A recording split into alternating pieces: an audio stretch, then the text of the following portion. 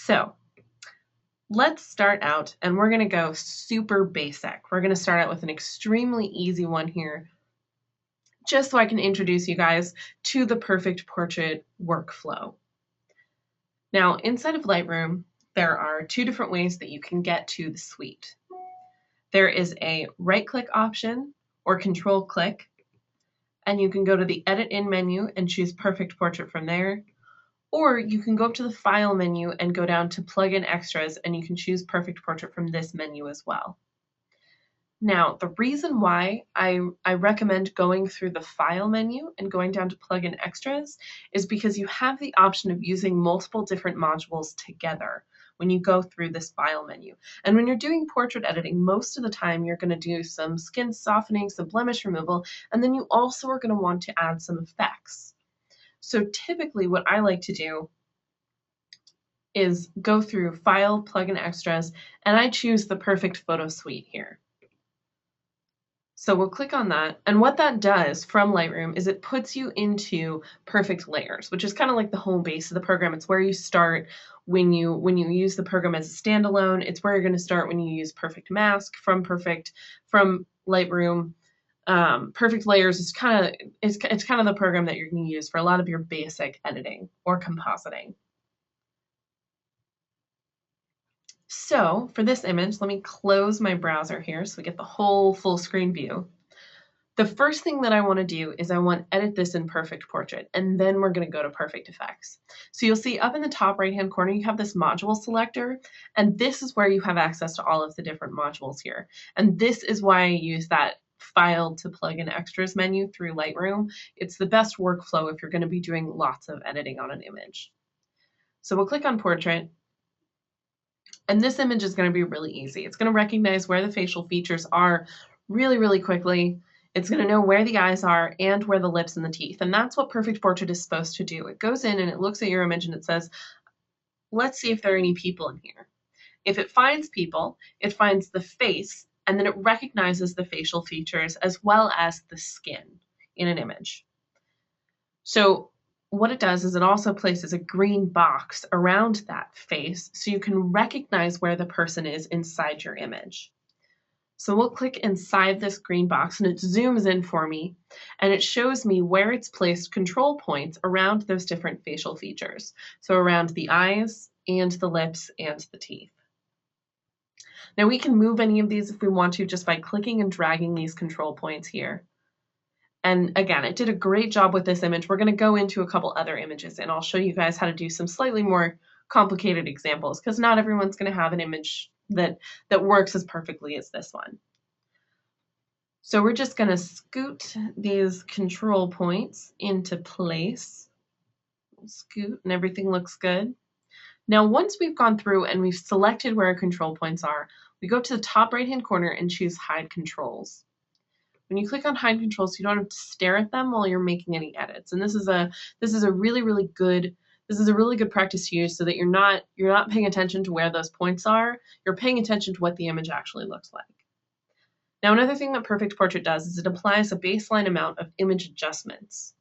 So I'm going to turn my preview on and off, which is Control or Command P or the preview button in the bottom left-hand corner of my screen.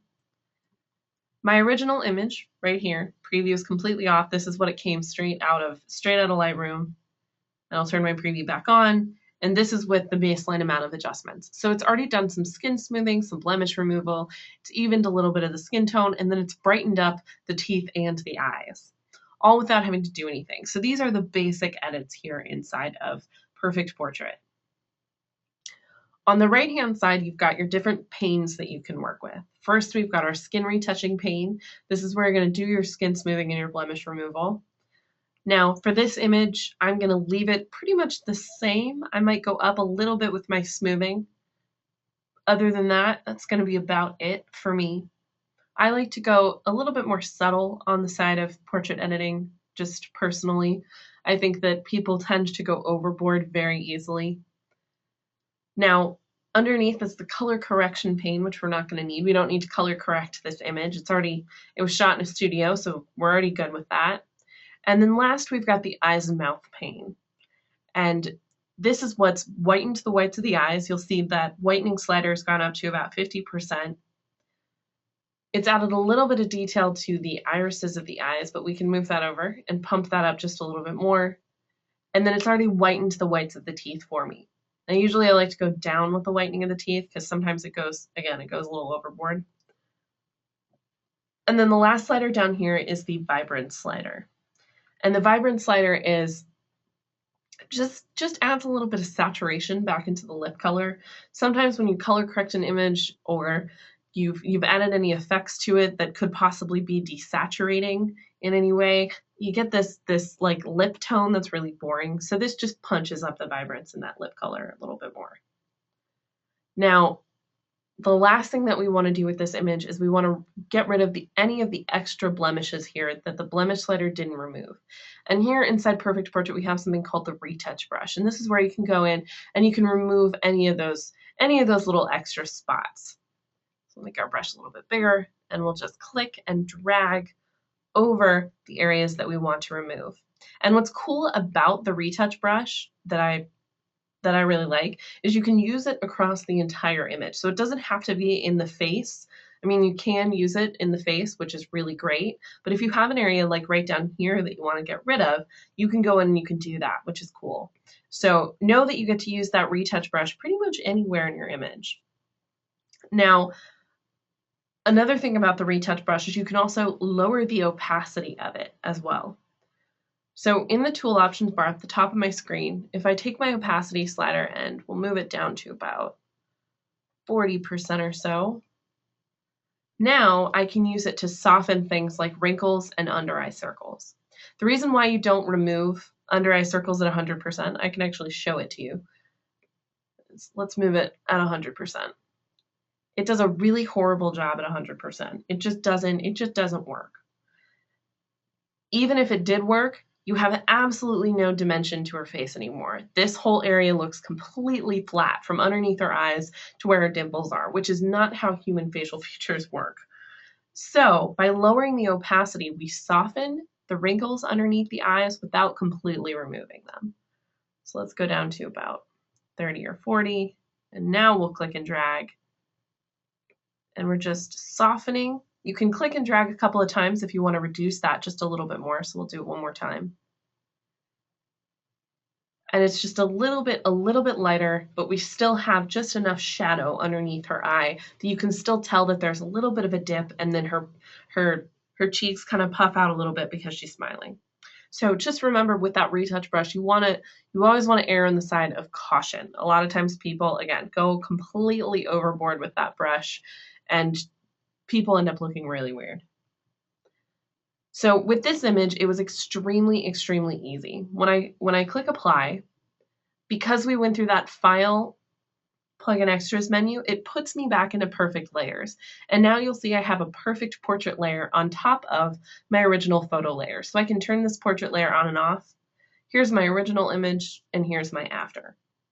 Now what I can do is click on Perfect Effects, and I can take this in and I can make some sort of edit to it if I want to.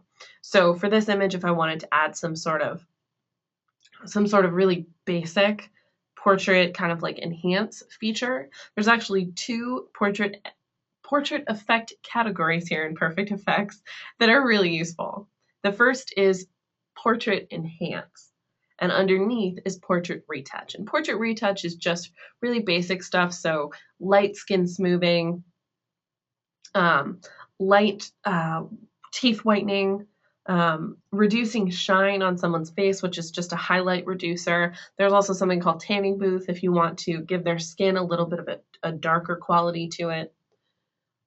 Underneath Portrait Enhance, there are a whole bunch of nice, bright, soft, contrasty portrait effects that end up working really well. One of my favorite up at the top is called Graham Cracker, and it's going to look a little intense when we first apply it, but all you need to do is go over to the effects stack and lower the opacity of this layer until you're happy. And all it does is just go in, it keeps a nice soft sheen over the image, it adds a little bit of vibrance and a little bit of contrast to your image. You can also go in, and one of the ones that I really like is something called Anime, and it's completely underused. And obviously it's a little weird when you look at it at first. But again, just lower that opacity a little bit, and all it's doing is it's brightening up some of the skin tones, so the reds, the yellows, the oranges, all of those warmer colors in your image. It kind of brightens them up, and it adds this really nice, like, soft white glow to the photo. This is kind of a nice way to fake that glow, is by using that anime feature and then just lowering down the opacity to about, I lower it down to about 20 or 30. Just a little bit of brightness goes a long way. Now, when I click apply and we put ourselves back into perfect layers, the best part about all of this is now I have an effects stack, or I have a layer stack. I have my perfect effects layer, my perfect portrait layer, and my original layer underneath. And the reason why I like to make sure that I have all of these is because if for whatever reason the client doesn't like any of this, I'm going to need to have to start from scratch. So I can literally go in and just delete these layers and go back into perfect portrait, back into perfect effects, and reapply some new skin smoothing, some new blemish removal changes, some new effects if you wanted a vintage styling, whatever it might be. So having access to this layer stack and going through that file, plugin extras menu, and going through perfect layers, make sure that you have access to all of that. It's going to save this as a PSD file, and I'm not going to need to worry about accidentally overwriting an original file. So let's close out of this image and let's go on to something that's a little bit more difficult. Go back into Lightroom. We'll go back into our image. Now, when it comes to portrait editing, a lot of people work in a studio. And even if you don't have a studio, we have a studio at our office, but before I started working here, I used to use my dining room as a studio. And I know a lot of people do something very similar to that. They take a room in their house, they put up some lights, they lay down a sheet against a wall, and they call it a studio. And most of the time that's close enough. And a lot of people have portraits that are very similar to this one, of kids, friends, loved ones that they've taken up against pretty boring white or gray walls. Sometimes it's a color that you painted your kitchen. My mother's kitchen is bright yellow, which is not a very attractive color to take portraits against. Not good. It makes everybody look kind of strangely warm, and not in a good way, because it's one of those like bright sunny yellows. If it was like an orange, it would have been a lot better. But for pictures, it doesn't work very well. So when you have an image like this one, you need to do a little bit of everything. You need to do some portrait retouching, and then you're probably going to want to change out the background, and you're probably going to want to add some sort of effect. So let's start out. We'll go back up to the File menu, go to Plugin Extras, and choose the photo suite. And now we're inside Perfect Layers. We're ready to go. I'll click on Perfect Portrait, and it's going to throw us into the program.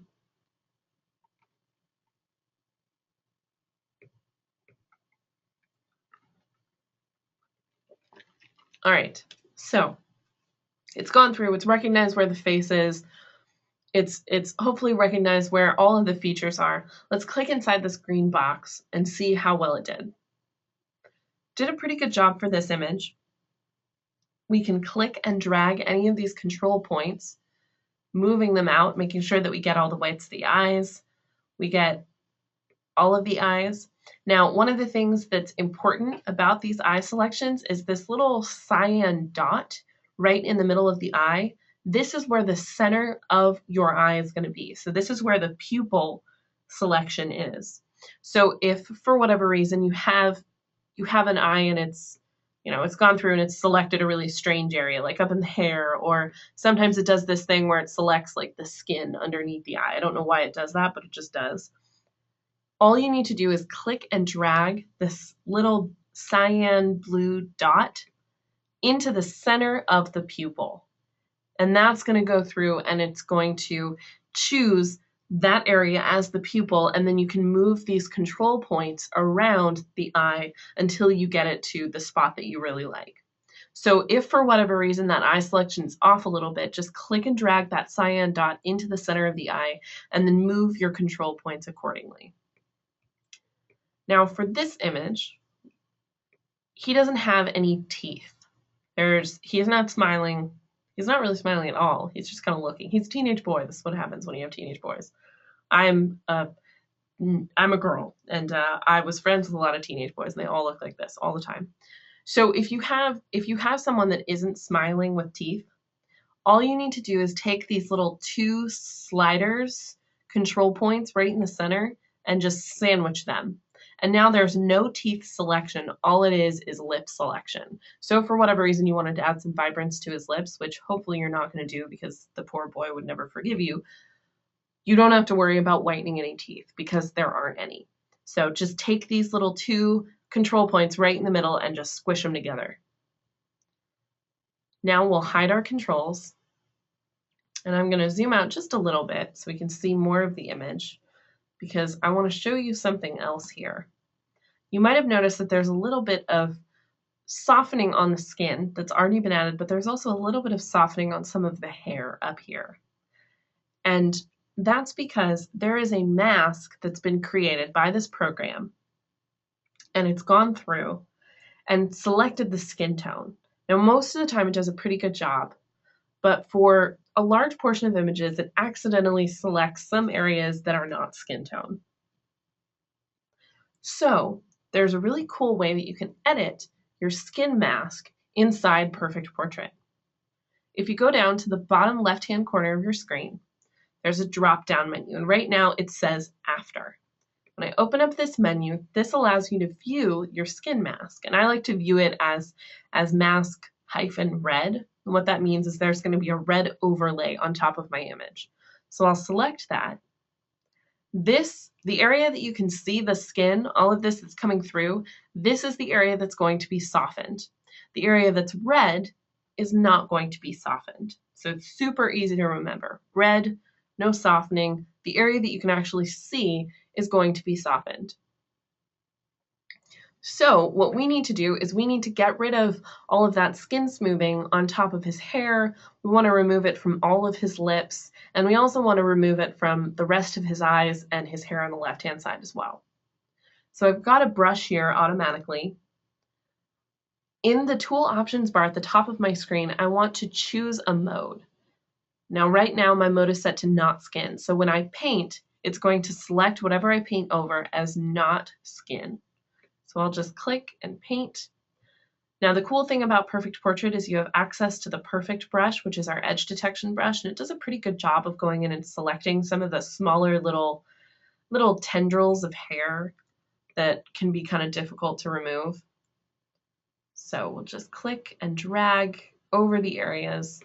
We want to remove it all from the eyes. We don't want any skin smoothing on the eyes there, or here as well. We'll go through and we'll remove it from the lips. One of the cool parts about people with freckles is it actually does a pretty good job of going through and selecting a lot of these freckles here. So those are going to stay a little bit more intense and they're not going to be softened quite as much, which is nice.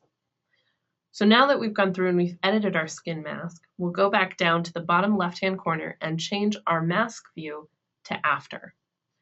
Now there's no skin smoothing in the hair anywhere else around here. It's only happening on the face. And we can go through and we can make any changes if we want to.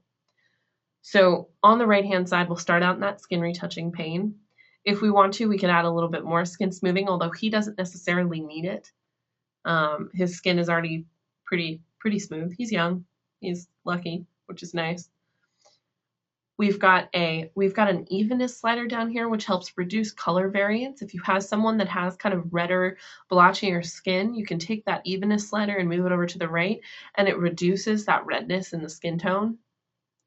You can also keep that at completely 100% zero, and it does absolutely no tonal changes. The evenness slider is a tonal slider. So it goes through and it edits the tones and the colors in the skin tone. So remember that. A lot of people think that it just goes through and it completely reduces all red spots. But if I take this over to 100%, it goes through and you'll see it's also altering the skin color just a little bit to help even that out. So remember with that evenness slider, it's very easy to go overboard with this thing. So we'll go through and add a little bit of evenness. We don't need to do any color correction, it's already good. It's whitened the whites of the eyes, though I may go down with that just a bit so it's not quite as intense. When you're editing portraits of boys, guys, men, whatever you want to call them, when you're editing portraits of the male sex, typically you want to go a little bit lighter on the portrait editing. It's always very obvious when you over edit a man versus women, and that's a whole conversation about media and, you know, what we decide to portray our sexes in our media, which you don't need to hear my rant about that. But we tend to go overboard with women a lot more than we do with men. And that's just something that's very typical to our culture. And it's also something that's pretty typical to both of the sexes. And with women, it's a lot easier to go overboard and make it still look quote unquote natural. Whereas with men, if you go at all overboard, it's very obvious because most people don't retouch men the way that we do women. So when you're retouching men, you always want to go a little bit softer than you would on anyone else. That's just typically how it works. For this image, you wouldn't want to go overboard. You want to whiten up the whites of the eyes. You want to add a little bit of detail into those irises, just a little bit, and then you want to leave it completely alone. You don't want to add any vibrance to the lips. We don't want to do any of that. We want to leave this nice and soft. Now, the last thing we need to do is go in and retouch just a little bit. We want to remove those blemishes down on his chin. So we'll just click and remove those really, really easily. If you need to remove anything else, you can do that here. So if there are any spots, or if we want to remove maybe the dust that's on his shirt down here, we can go in and do that because this retouch brush is universal. The only other thing that we're going to do before we leave is I want to show you my before and after really quick. So here's my original image, and here's my after. It's a very subtle change. It's very, very subtle. It's just reducing all of the little skin textures here. It's just reducing that a little bit. It's gone through and it's removed some of these blemishes and some of these harsher areas. However, the one thing that it's removing, that maybe this is just me because I do a lot of portrait editing and it's going to drive me crazy if I don't fix it, is take a look at his nose right here. When I turn the editing on and off, I turn my portrait editing on. Do you see how it also softens all of the harsh lines in between where his nose and his nostrils are? It's reducing that depth and dimension in his nose, and it's also doing that up here where the crease is above his eyes. I really like to make sure that those areas stay a little bit more intense. I like to make sure that all of those shadows are 100%. I don't ever like to soften any of those spots. So we're going to go back up to our facial brush and we're going to remove the skin smoothing from these nostril areas and from the creases above his eyes. Now before we do that, we can go up and reduce that brush, the opacity of that brush down, and this will help soften the effect just a little bit. So now when I click and drag over these areas, we're going to bring back some of those shadows there just a little bit. We're not going to go overboard. We're just going to bring them back a tad. And now let's turn our before and after on and off. Here's our original photo and here's our after. It's a very subtle change, which is what we're going for, with a couple of very minor spots. Very, very, very, very, very simple. So let's click apply and put us back into perfect portrait, or into perfect layers outside perfect portrait. Whoo! And the next thing that we want to do is we want to remove the background. We need to add a new background in, and we want to remove this boring white one. So let's open up the left-hand side. We'll open up our browser here. Now, if you don't have a background ready, so I don't necessarily have any backgrounds in here. We don't want to put them up against a lake because that'd be kind of weird. And we don't want to put them up against a Ferris wheel because that would be weird, or a cityscape because that would be weird. We have an extras category here that I recommend playing around with. The extras category, we've got a whole bunch of backgrounds that aren't just skies. We talk about the skies a lot when we do demos. You probably heard me. If you've ever watched a webinar before, you probably heard me talk about the skies here. We also have studio backdrops, outside, inside backdrops. We've got walls, like brick walls. So we'll open that up, and we could put them up against a cool like rusty brick wall, or we could put them up against some sort of like grungy paint dripping wall, or we could open up the outside category here and we could place them on a random road in the middle of nowhere, or up against the Eiffel Tower, or some churches. We've got trees. We have all of these different options here that we can choose as a new background. And sometimes this is just a really nice way to see what the person that you were photographing would look up against a whole bunch of these scenes. Now remember, you have to pay attention to light. So this image right here where the light is coming from the back, probably not going to work very well with this image.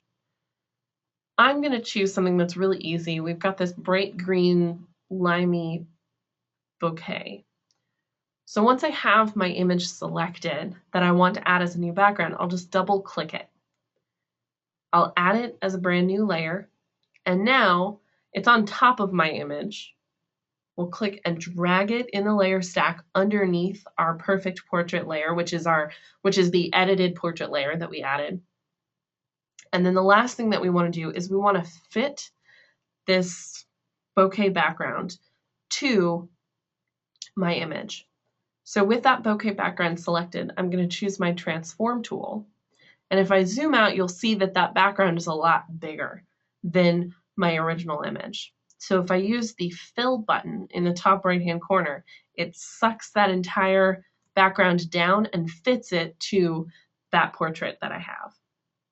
We'll click apply, and now we can take our image into perfect mask. So let's click on mask.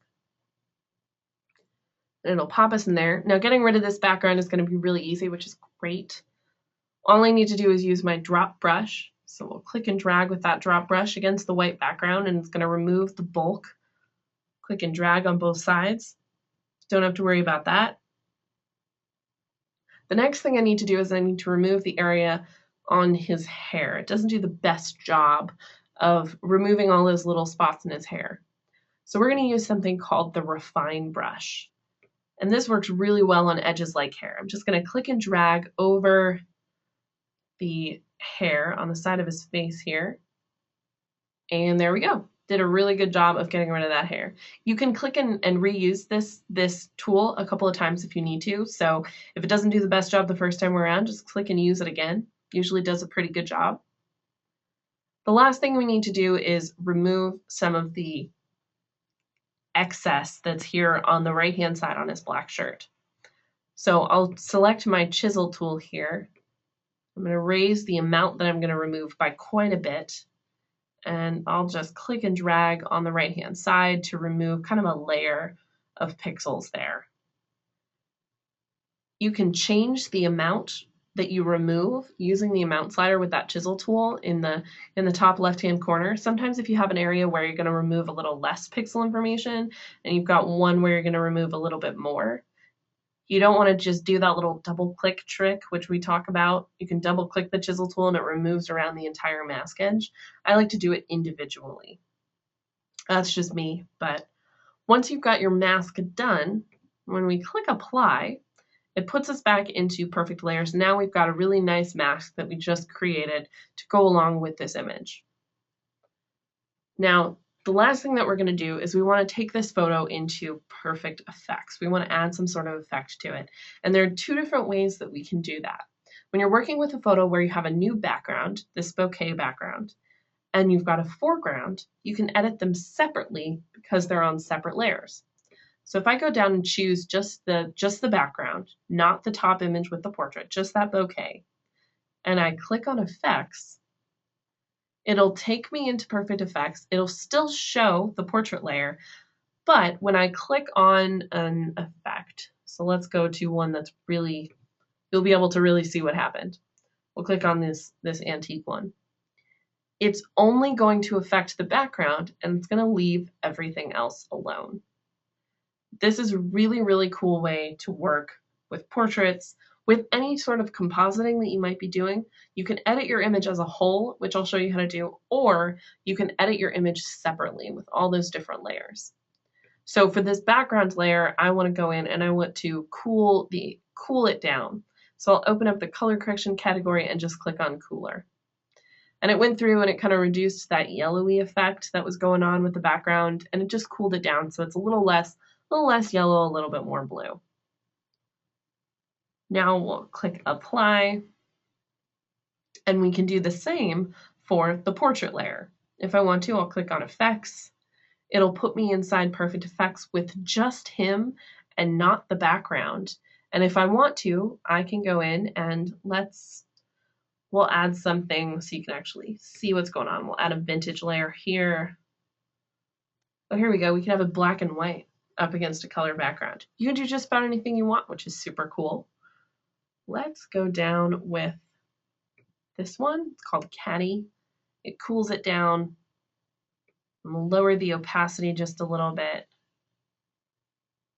We can do just about anything. Because these layers are separate, it's not going to affect my background layer.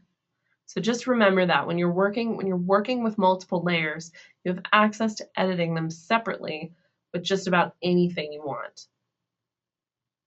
Add a vintage blue yellow layer, reduce the opacity so it's just a little bit warmer there. And now we'll click apply.